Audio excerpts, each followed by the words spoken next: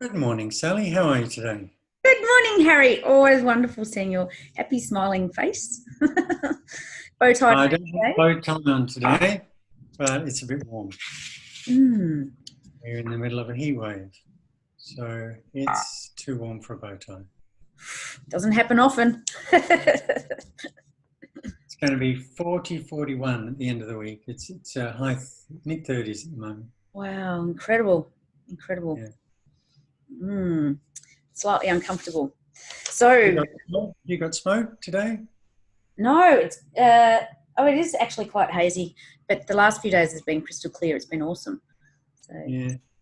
So I can see a little bit. Should be a wind to blow the smoke away, but it hasn't come yet. mm, Maybe at 11. Hmm. mm. So I've entitled today, "You Can Do It." Very good. Like that one? Yes, I do. And that teams up with our topic, all about being confident or confidence. Yeah. So, it's a really important topic, I think. Confidence, it's a really big thing that really helps you kick some goals in life and makes you feel so much more calmer and peaceful and not so stressful when you're feeling more confident about yourself. And I've got a definition of confidence: the degree to which you think and feel your actions will achieve positive results. That sounds like American. No, no, I think it was an Aussie thing. But, Okay. you I've, know, I've got a more concise definition. yes, Belief in one's ability to succeed. yeah, I like that one. That's really succinct. Yeah. Mm. And there's a bit of a difference between self-esteem and confidence. You know, self-esteem boosts your confidence, but the self-esteem is how you sort of feel about yourself, isn't it? And when you're feeling, Self-confidence. yeah, sorry, go on. Self-confidence is whether you can do what's in front of you. Yeah, yeah. So have In you, your- I mean, I personally have grown into feeling confident, and it's taken a long time. It's really taken up until, around my 50s. But when did you sort of feel you stepped into your confidence? Um, Interesting. So I had a really difficult time in the corporate world when Coles Myer emerged, but that was pretty common across the industry. And then, so I mean, I've kind of gone up and down depending on what my life stage was, but certainly since I've been in Canberra working as a therapist, I've felt I've come home, to my skill set. I think, And and that's a really good point. When you're aligning your passion with your career, you become a lot more confident because when you're passionate about something as well, it boosts your confidence, I find. yeah, And that's yeah. what's happened with my career. But I mean, at an early age, I suppose your confidence is tested at school with sport, for example. And I found some interesting stats around that, actually. Particularly, Yeah. it was about girls in sport and boys. But what was it? By the age of sort of 11 to 17, so those teenage years, 1 in 3 girls stopped playing sport because they felt that they weren't good enough. They weren't really Mm. good at it. And the team sports, that's one thing that can either boost or really diminish your confidence in your abilities. A lot of the kids I see avoid team sports because they can't process all the sensory inputs they need. Right. So Yeah. they've got to follow the ball, they've got to see where their teammates are going, and they've got to listen to shouted commands. And that tips them into overload. So Mm. they tend to just play solo sports. Yeah, yeah, really good point. Because I think it really, I remember being at a very small primary school, and so, running races or whatever, we did quite well. And then you go to a bigger school, and then your confidence just totally dips because you're a bit of a legend at primary school, and then you go to secondary school, and you're just nothing. It's just a small fish again in the big Yeah. bowl. So I interesting. came across a very large study. So it was a meta-analysis of 165,000 Hmm. people studied. And what it showed was that self-confidence builds throughout life Hmm. and that it doesn't dip in teenage years, it just plateaus. Really? Right. And it builds up to hit a peak between 50 and 70. And I guess that's when most people have achieved, Maslow's needs, and they've got a partner, they've got a house, they've got a career, and then it declines after that when people lose their career, lose some mental acuity, lose physical capacity. Mm. So that's really interesting. And Mm. I've seen some older clients who have lost traction because they had an awesome career and then they now don't know what to do. Mm. A little bit lost. Yeah, Yeah. yeah, yeah. It's yeah, I was actually with a friend yesterday who's mid-70s and was very, very active, worked very hard, and then retiring, it was awful. Just and I must say her confidence has gone down because she's not empowering herself by, using the mind as much and being active in particularly amongst community of people where it can empower you as well. So when you're sort of, like we touched on loneliness last week, and that can also, take your power away, if you like, and make you Does less. she volunteer in anything? Well, it was actually, she had a thing to volunteer. She had a form out to volunteer for somewhere. Yeah. That's a good idea. Mm. Yeah. So that's a good segue into my model. And my model is really simple. The first thing, and you'll love this, is to create positive boundaries, affirmations, and intentions. Oh, Harry, I love that. I love that. Second one is censor your inner critic. Yes. And the third one is care for yourself and others. Wow, Harry. Oh, you've come out with the blazing guns today. Oh my gosh, I love that.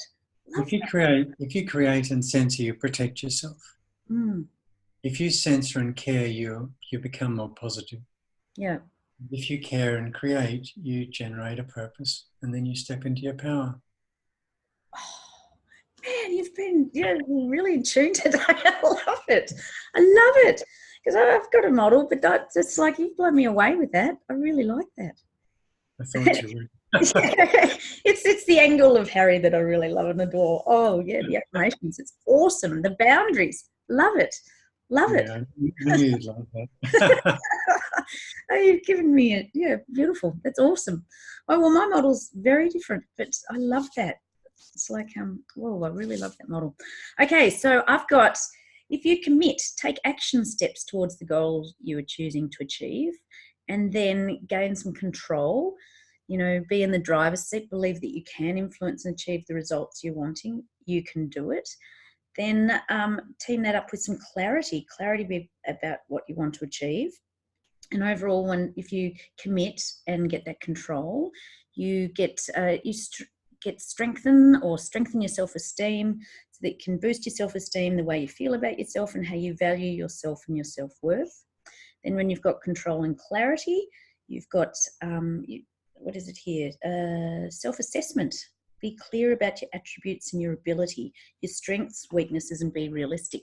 Because I was also reading that, parents can make children overconfident, and it's not realistic when, the cotton wool parents that's just, oh, you're brilliant, you're this and that. And then they get out into the real world and it's like, holy shit, I'm not actually that good. I was always told I was really good. It's like, whoa, you're not.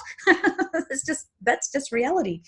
So, and then, so that's part of the self-assessment. And when you've got that clarity, you've committed to those action steps, you're actually able to just start with my simple, small steps, because that will make it sustainable. And overall, that you commit, control, and clarity, you're going to be way more confident. And yes, you can do it. You can do anything you put your mind to. Absolutely. And team that up with a healthy self-esteem, it really is going to boost your confidence. Provided it does match your talent and your capacity. You have to be realistic, absolutely realistic about your abilities. Absolutely. No point in me thinking I could lay concrete on my whole life, because I've got longer back. Yeah. Well, you have done a lot of tiling. Yeah, but that's not the same as concreting. Whoa. That's hard work. Yeah, hard work. What else was I going to say about confidence? I've got a good metaphor. Oh, yes, bring it on. Raising your self-esteem is like releasing the handbrake. Oh, did you make that up? I twisted somebody else's. I'm from negative to positive. Yeah, Yeah, it's really cool. It's because, well, it's like driving with your handbrake on when you Yeah. realise and turn the handbrake off, and you can go so much quicker and easier. You didn't realise you were being held back before.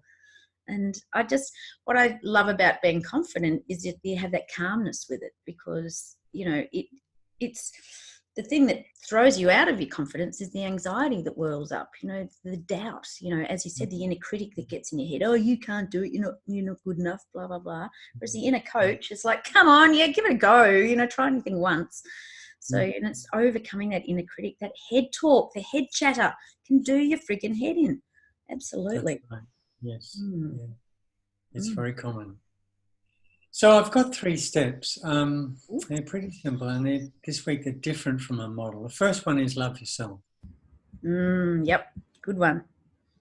And the second one is think and act at the same time. So really gets back to this thing about anxiety. Yep. If you've got something that's threatening you in the future, well, if you can't do anything about it now, don't think about it. No point. And the third thing is do good. I like it. You're really on fire today, Harry. I really like it. Really like your model and your steps. Well, I've got 3 steps too. Mine are a little bit similar. One is believe in yourself. 2 is boost your self-esteem. Understand your true worth and your value, but be realistic about it. And 3 is reward yourself on any wins, big or small, on any achievements, because reward yourself, pat yourself on the back, recognize what you have done, so it will help you as you keep stepping up and stepping up and stepping up. Yeah, and keep going. So, yes. Yeah, celebrate life's little wins, definitely. Absolutely. I like that, celebrate. So I came across another interesting survey. This was a survey of teenagers and what they're concerned about, what undermines their self-esteem, self-confidence. 60% nominated their appearance, 50% their ability, 38% their intelligence, 34% their size. Their size. Overweight. Yep. Or underweight. Either, whatever. Yep. Yeah, it's frightening. Now I found another stat too about teenagers again, but 9 in 10 girls derive their confidence through support from friends or family. So I find the support is really big. I had that written down somewhere too. A supportive community or network of people that really empower you. And what's that saying about surround yourself with people you aspire to be, or so that they raise you up, they support you, not put you down, If you want to get brighter, hang out with bright people. Correct. Yeah. So it was just interesting that 9 in 10 girls boost their confidence just through the people that they hang around with. Yeah. Well, girls are particularly herd creatures, aren't they? Yes. Yeah, we like to flock together. Yeah, I was just about to say, and of course we've got to workshop everything. Never take a breath. Yeah. Exactly. And another thing that helps boost your confidence, I was reading, which is true, of course, be good at handling positive criticism, because it helps you grow. Constructive feedback, rather than just, I don't want to hear this stuff. If you're doing a presentation and someone points out some, in a positive way, ways to improve, or that's really going to boost your confidence. And another good thing is visualizations. I don't know if you're into positive visualizations, but having a vision board or other things that you're striving to achieve, and boosting yourself. And I love affirmations. I just love them. Louise Hay has the "you can do it" daily things, and to really step into that power and really truly believe it. You have to believe, rather than just saying words, but feeling into it. Really. That's right. I get some of my clients to do that in front of the mirror, and for some of them it is too hard. They will do anything. Yeah. It's so hard for them to look at themselves and say, I love you, you're beautiful. I know. Well, it's that whole, draw some lips on the mirror, and, love yourself every day, give yourself a kiss. I mean, I know with PT that clients often don't like to look at themselves in the mirror, and I go, but, stop, get that old facade off and really look at yourself, because, look at what you were wanting to work on and then activating that, but also see the beautiful things. People are so quick to criticize themselves, see all the perceived negative things about their body image, and, step into the confidence of it all. Body image is another thing that, you pointed out with the teenagers before. It really can dampen your confidence about yourself just on your negative body image. I think there's a bias in, I don't know whether it's in the human condition or in our culture, to go negative. It's weird. But we've got that whole tall poppy syndrome here in Australia too. We're so quick to put people down rather than boost them up. That's right. Yeah. Drag people down.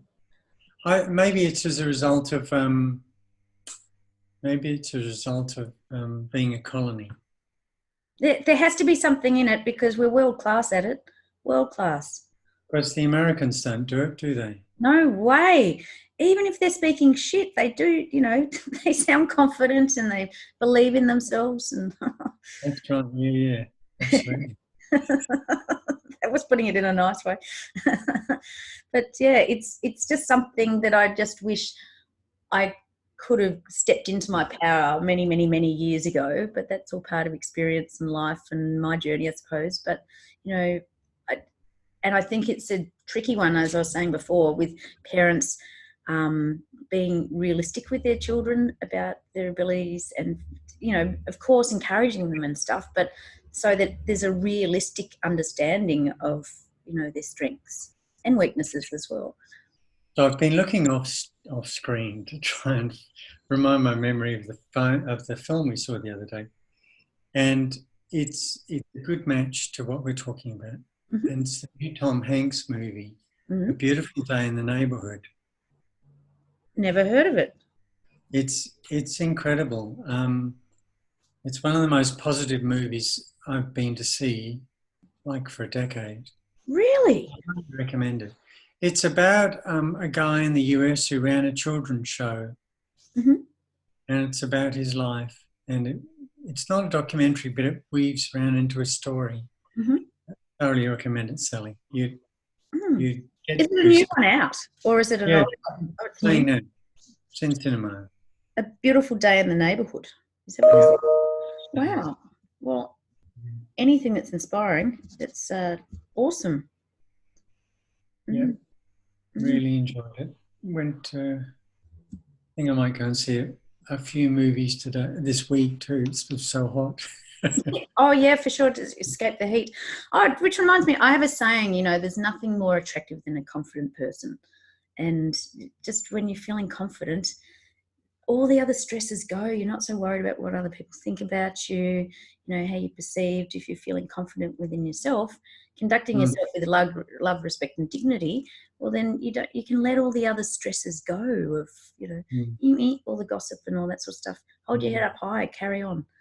It's, confident people are so attractive, don't you think? Yes, but overconfident people are not. But no. They can nick off. Yeah. But it's just, I just love to see it. People comfortable in their own skin. Yeah, that's good. Yeah, surround yourself with people like that. Yeah, yep. Yeah. And I think that's a really good takeout from this is, really surround yourself with people that you aspire to be, or improve you, raise your vibration, your frequency, your energy, all that sort of stuff. Encourage you, support you, that community. Super, super important. Yes. Well, I think we're drawing to an end today, Sally. We are indeed. I really like this topic because it's something that I would love my children to really empower themselves with confidence in a realistic way at a young age, so that they can, have so many more wonderful experiences or richer experiences coming from a confident place. Try more things, take more risks, expose themselves, be more vulnerable, give it a go. I've got a saying, I'll try anything once. And I do. I take 3 deep breaths, close my eyes and do it. But, I get out there.